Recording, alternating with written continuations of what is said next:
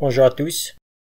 Un petit commentaire concernant le décret numéro 2021-265 du 10 mars 2021 qui est relative aux mesures visant à supprimer les écarts de rémunération entre les femmes et les hommes dans l'entreprise et portant application de l'article 244 de la loi numéro 2020-1721 du 29 décembre 2020 de finances pour l'année 2021.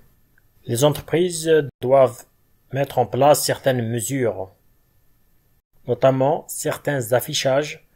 Premièrement, chaque année, l'entreprise doit publier le niveau de résultats obtenus au regard des indicateurs au plus tard le 1er mars de l'année en cours au titre de l'année précédente. Donc au 1er mars 2021, les entreprises ont l'obligation de publier le niveau de résultats qu'ils ont obtenu pour l'année 2020.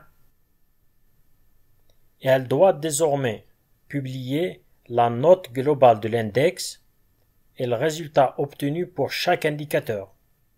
Cette publication doit être faite d'une manière qui doit être visible et lisible sur le site internet de l'entreprise s'il en existe un. Et s'il n'y a pas de site internet, les entreprises doivent en informer d'une manière ou d'une autre les salariés concernant ces éléments-là, la note globale et le résultat obtenu pour chaque indicateur. De plus, ces notes et résultats doivent être et rester consultables sur le site internet de l'entreprise au moins jusqu'à la publication du nouvel index de l'année suivante.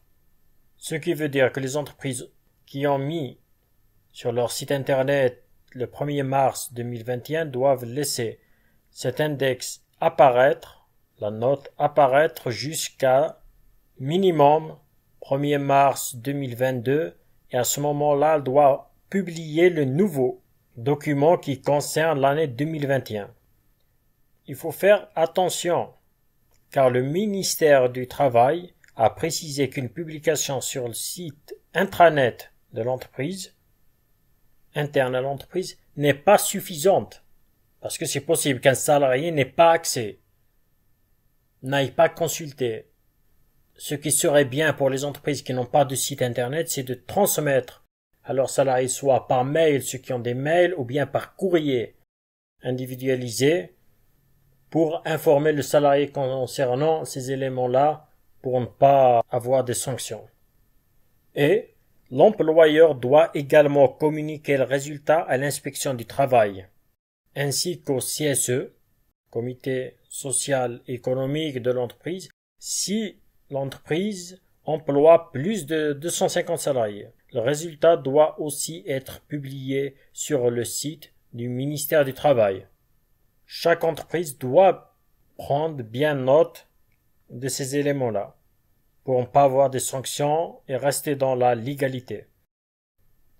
Voilà donc le commentaire concernant ce décret et chaque entreprise est appelée à le respecter. Et c'est des nouvelles obligations qui rentrent en vigueur depuis le 1er mai 2021. Merci à tous et à bientôt.